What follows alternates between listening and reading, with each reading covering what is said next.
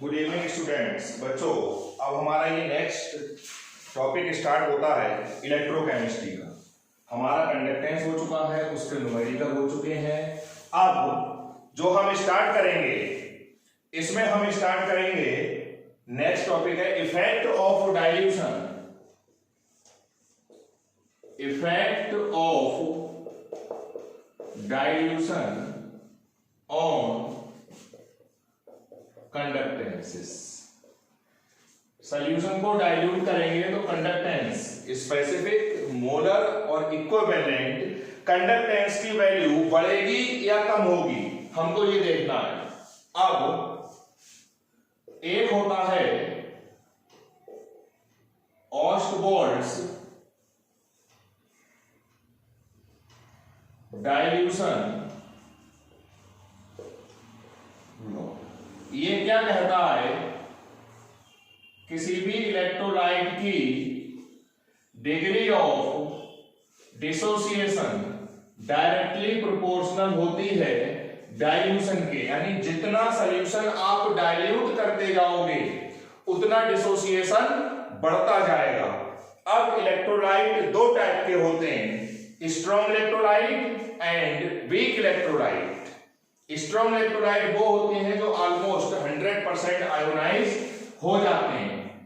जैसे मैंने कहा, एक ये स्ट्रॉन्ग इलेक्ट्रोलाइट है और एक वीक इलेक्ट्रोलाइट है।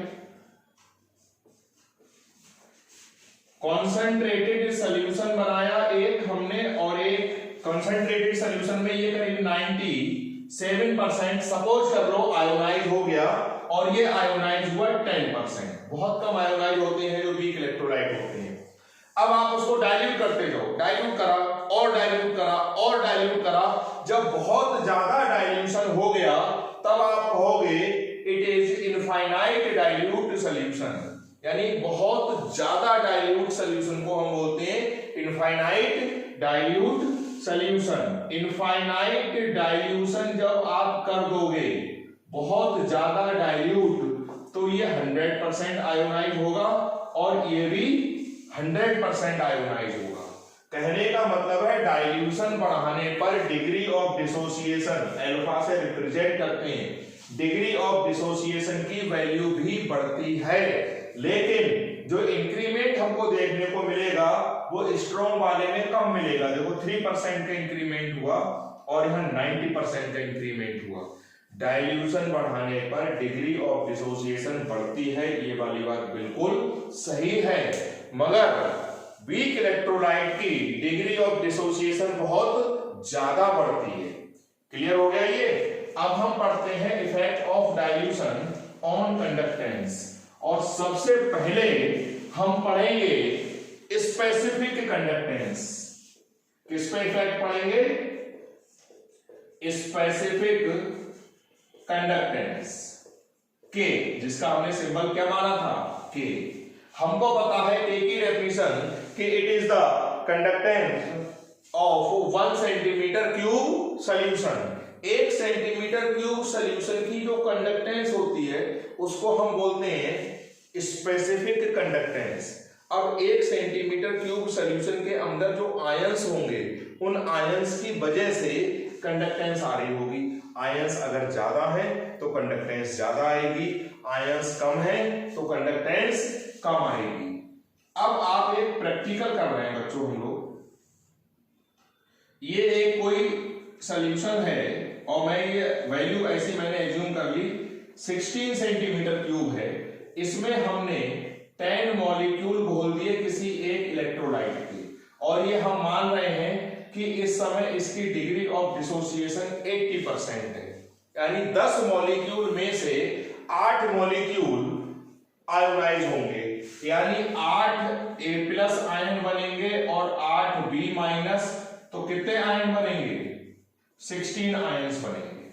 अब आप इसकी स्पेसिफिक कंडक्टेंस निकालोगे तो इसमें से 1 सेंटीमीटर क्यूब निकालोगे और इसमें डाल दोगे कंडक्टिविटी सेल में। फिर हम प्रैक्टिकल करेंगे, R1 R2 R3 निकालेंगे, फिर उसका मीन लेंगे, वो आ जाएगा स्पेसिफिक रेजिस्टेंस, और उसको उल्टा कर देंगे तो आ जाएगा स्पेसिफिक कंडक्टेंस। अब इमेजिन करो 16 सेंटीमीटर क्यूब में कितने आयन है? 16 आयन से, तो 1 सेंटीमीटर क्यूब में कितने आयन आएंगे? 1 आयन। और 1 आयन की कंडक्टेंस को मान लो हमने कह दिया 1 है, इसको केवल कह दिया। अब हमने क्या करा, इसमें डाइल्यूशन बढ़ा दिया, डाइल्यूट कर दिया डबल। अब हमने 32 सेंटीमीटर क्यूब कर दिया और इसके 10 मॉलिक्यूल ही थे। अब डिग्री ऑफ डिसोसिएशन बढ़ जाएगी, क्योंकि ऑस्टवॉल्ड्स डाइल्यूशन ये कहता है कि डाइल्यूशन बढ़ाने पर डिग्री ऑफ डिसोसिएशन बढ़ जाएगी। अब 80% से 81 हो जाएगी, 82 हो जाए, 90 हो जाएगी, 95 हो जाएगी, वो एक सेकेंडरी मैटर है। अल्फा की वैल्यू बढ़ेगी, मान लो डिग्री ऑफ डिसोसिएशन हो गई 90%, 9A प्लस 9B माइनस कितने आयन हो गए? 80। अब जब आप इसका स्पेसिफिक कंडक्टेंस निकालोगे तो फिर इसमें से 1 सेंटीमीटर क्यूब सॉल्यूशन निकाल के आप उस कंडक्टिविटी सेल में डालोगे। अब देखो बच्चों, 32 सेंटीमीटर क्यूब में 18 आयंस हैं, तो 1 सेंटीमीटर क्यूब में हो जाएंगे 18/32 यानी 0.56। ये हो गई स्पेसिफिक कंडक्टेंस। अब जरा सोचो, डाइल्यूशन बढ़ाया तो स्पेसिफिक कंडक्टेंस की वैल्यू 1 से कम होके कितनी हो गई? 0.56। कम हुई या बढ़ी? जाहिर सी बात है कम हुई।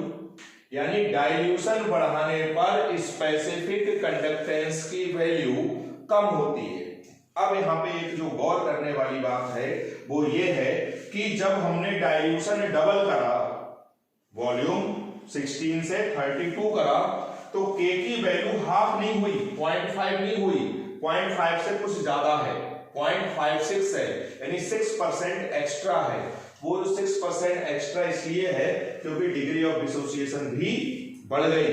अगर डिग्री ऑफ डिसोसिएशन नहीं बढ़ती तो डाइल्यूशन डबल करने पर K की वैल्यू एग्जैक्ट हाफ होती, लेकिन यहां पर हाफ नहीं हुई। कितनी हुई? 0.56, 0.5 नहीं हुई, 0.56 हुई, थोड़ी सी बढ़ गई।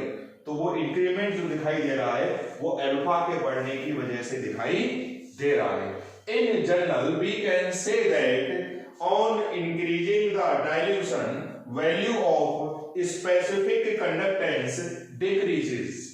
Value of specific conductance decreases. यानी आप सिंपली कह सकते हो K is inversely proportional to dilution. Dilution बढ़ेगा तो K की वैल्यू कम होगी। अब कोई कहता है कि K की वैल्यू क्यों कम होगी, ये तो मैंने एक प्रैक्टिकल से आपको समझा दिया। आप कहोगे on increasing the volume number of ions present in 1 centimetre cube solution decreases, क्योंकि स्पेसिफिक कंडक्टेंस होती है 1 सेंटीमीटर क्यूब सॉल्यूशन की कंडक्टेंस, और डाइल्यूशन बढ़ाएंगे तो आयन दूर दूर हो जाएंगे। जब आयन दूर दूर हो जाएंगे तो 1 सेंटीमीटर क्यूब सॉल्यूशन में आयंस कम आएंगे, और जब कम आयन आएंगे तो कंडक्टेंस भी उनकी वजह से कम होगी, कम चार्ज का फ्लो हो पाएगा। अगर यहाँ पे 100 आयन आ रहे थे 1 सेंटीमीटर क्यूब में, तो यहाँ पे कितने आ रहे हैं? 56 कम हो गए। जब आयंस कम हुए तो कंडक्टेंस भी कम हुई। इन जनरल अगर हम कहें, ये मैंने एक्सपेरिमेंट से समझाया, आप इसी एक्सपेरिमेंट को अपने दिमाग में रख के समझोगे। K की वैल्यू डाइल्यूशन बढ़ाने पर कम होती है, और जो बहुत इंपॉर्टेंट बात है वो ये है कि वॉल्यूम डबल करने पर K की वैल्यू हाफ नहीं होती है, हाफ से कुछ ज्यादा।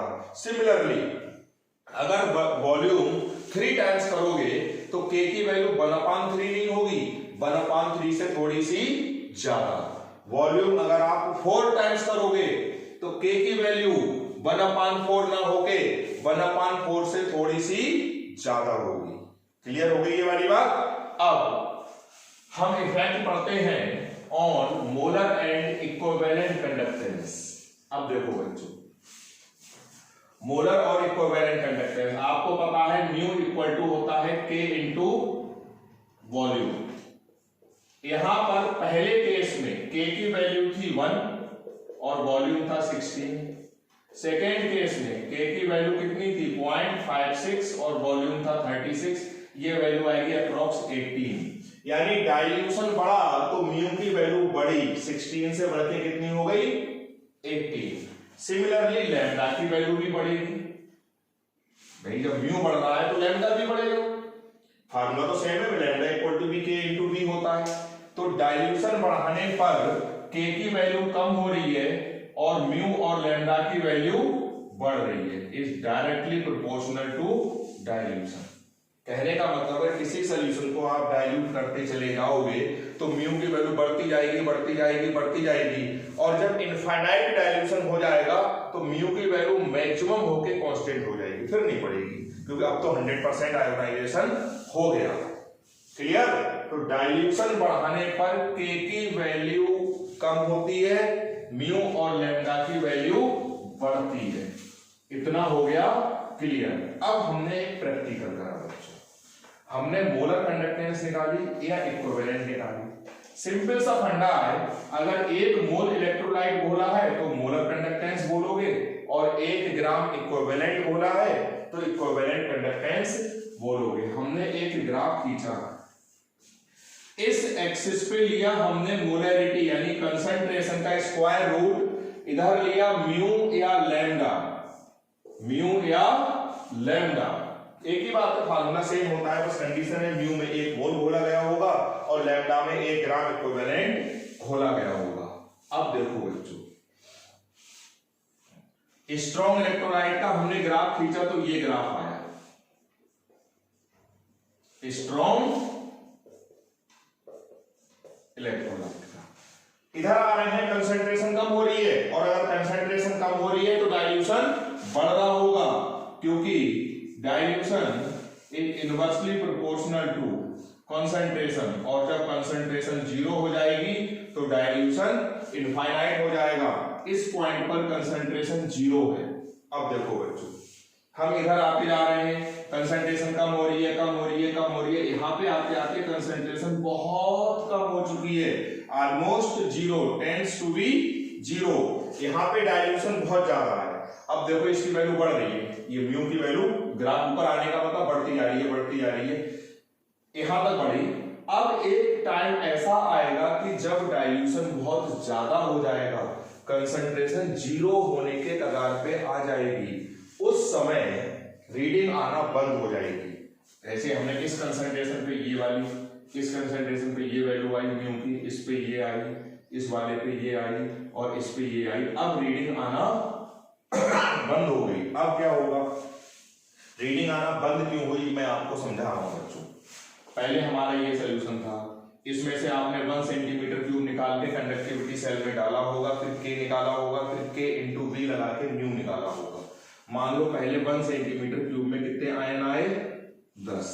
अब हमने इसको बढ़ा दिया, अब 1 सेंटीमीटर क्यूब में कितने आयन आए, 5। हमने डाइल्यूशन और बढ़ा दिया, अब 1 सेंटीमीटर क्यूब में कितने आयन आए, 3। अब हमने और बढ़ा दिया, इस बार 1 सेंटीमीटर क्यूब में कितने आयन आए, 1, क्योंकि आयन दूर दूर होते जा रहे होंगे, तो 1 सेंटीमीटर क्यूब जब निकालेंगे तो उसमें नंबर ऑफ आयन्स कम होंगे। अब हमने देखा अब इसमें कोई आयन नहीं आया, यानी जब बहुत डाइल्यूशन हो जाएगा तो रीडिंग आना बंद हो जाएगी। वही रीजन है कि यहाँ पे रीडिंग आना बंद हो गई।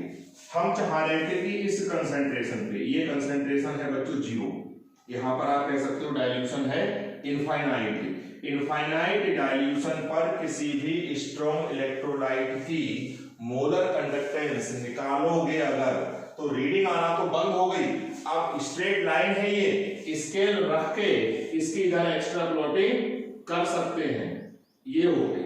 तो this is molar conductance eight infinite dilution. Reading आना भले ही बंद हो गई, आप स्केल रख के उसकी एक्स्ट्रा प्लॉटिंग कर सकते हो, इधर इन्फिनिटी तक और इधर भी इन्फिनिटी तक। तो स्ट्रॉन्ग इलेक्ट्रोलाइट की आप मोलर कंडक्टेंस निकाल सकते हो इनफाइनाइट डाइल्यूशन पर। अब हमने वीक इलेक्ट्रोलाइट का ग्राफ खींचा, वो ग्राफ आया ये वीक इलेक्ट्रोलाइट। ये ग्राफ कोई रेगुलर ग्राफ नहीं है, कोई डिफाइंड कर्व नहीं है। अब ये कहां जाएगा किसी को नहीं पता। यहां तक आए, रीडिंग आना बंद हो गई, वही वाला कॉन्सेप्ट। अब आप इस लाइन को की एक्स्ट्रा प्लॉटिंग नहीं कर सकते हैं, क्योंकि ये कोई डिफाइंड कर्व नहीं है, ना तो ये स्ट्रेट लाइन है, ना किसी सर्किल का आर्क है, कुछ भी नहीं है। जैसे अगर कोई टेढ़ी मेढ़ी लाइन है, अब ये लाइन कहां जाएगी किसी को नहीं पता। यानी वीक इलेक्ट्रोलाइट की आप मोलर कंडक्टेंस नहीं निकाल सकते हो इनफाइनाइट डाइल्यूशन पर, ये हमारी समस्या है। अब एक बात यहां पे गौर ये करो, स्ट्रॉन्ग इलेक्ट्रोलाइट में इंक्रीमेंट हुआ यहां से लेके यहां तक इतना, और वीक इलेक्ट्रोलाइट में इंक्रीमेंट हुआ यहां से लेके यहां तक। वीक इलेक्ट्रोलाइट में देखो इंक्रीमेंट ज्यादा हुआ बच्चों, इतना हुआ, और स्ट्रॉन्ग इलेक्ट्रोलाइट में इंक्रीमेंट कितना सा हुआ। स्ट्रॉन्ग इलेक्ट्रोलाइट का डाइल्यूशन बढ़ाने पर मोलर कंडक्टेंस बढ़ती है, मगर इंक्रीमेंट थोड़ा सा होगा। लेकिन वीक इलेक्ट्रोलाइट की डाइल्यूशन बढ़ाने पर कंडक्टेंस बढ़ती है और बहुत बढ़ती है। इससे पहले एक मैंने लेक्चर में टेबल बनाई थी, उसमें था कि स्ट्रॉन्ग में 3% का इंक्रीमेंट हो रहा था और वीक में 90% का। वो डिसोसिएशन बहुत बढ़ता है, इसलिए इसका म्यू की वैल्यू भी बहुत, यहाँ इंक्रीमेंट ज्यादा देखने को मिलता है और वीक वाले में इंक्रीमेंट, स्ट्रॉन्ग वाले में इंक्रीमेंट कम मिलता है, वीक वाले में इंक्रीमेंट देखने को ज्यादा मिलता है। तो ये ग्राफ बहुत काम का है। और एक इक्वेशन है जिसको हम बोलते हैं डिवाई-हकल-ऑनसेगर इक्वेशन। डिवाई-हकल-ऑनसेगर इक्वेशन ये है mu C equal to mu infinity minus A under root C, where mu C is known as molar conductance at given concentration. Given concentration जो आप ये निकालते थे, ये म्यू सी होता था क्योंकि ये मोलर कंडक्टेंस होती थी इस कंसंट्रेशन पे, तो उसको हमने कह दिया म्यू सी। और म्यू इंफिनिटी है molar conductance eight infinite dilution. यहां पर जो सी है वो है कंसंट्रेशन यानी मोलैरिटी, और ए इज अ कांस्टेंट, ए एक कांस्टेंट है। तो this equation is known as Debye Huckel Onsager equation. कहने का मतलब ये है कि डाइल्यूशन बढ़ाने पर म्यू की वैल्यू बढ़ती है, पहली बात। दूसरी बात, स्ट्रॉन्ग इलेक्ट्रोलाइट में म्यू में जो इंक्रीमेंट मिलता है वो कम होता है। तीसरी बात, वीक इलेक्ट्रोलाइट में डाइल्यूशन बढ़ाने पर जो इंक्रीमेंट मिलता है वो बहुत ज्यादा होता है, शार्प इंक्रीज होता है वीक इलेक्ट्रोलाइट की मोलर कंडक्टेंस डाइल्यूशन बढ़ाने पर। तीसरी बात, स्ट्रॉन्ग इलेक्ट्रोलाइट की मोलर कंडक्टेंस आप निकाल सकते हो इनफाइनाइट डाइल्यूशन पर। वीक इलेक्ट्रोलाइट की मोलर कंडक्टेंस आप इनफाइनाइट डाइल्यूशन पर प्रैक्टिकली भी नहीं निकाल सकते हो, क्योंकि आप इस लाइन की आप एक्स्ट्रा प्लॉटिंग करने के लिए फ्री नहीं हो, क्योंकि ये कोई डिफाइंड लाइन, डिफाइंड कर्व नहीं है। इसलिए तो ये हमारा था आज का topic, effect of dilution on conductance. इसके बाद हमारा शुरू होगा कल, और कल शुरू होगा नेक्स्ट कोलरॉज लॉ। तो आज के लिए बच्चों इतना ही, थैंक यू।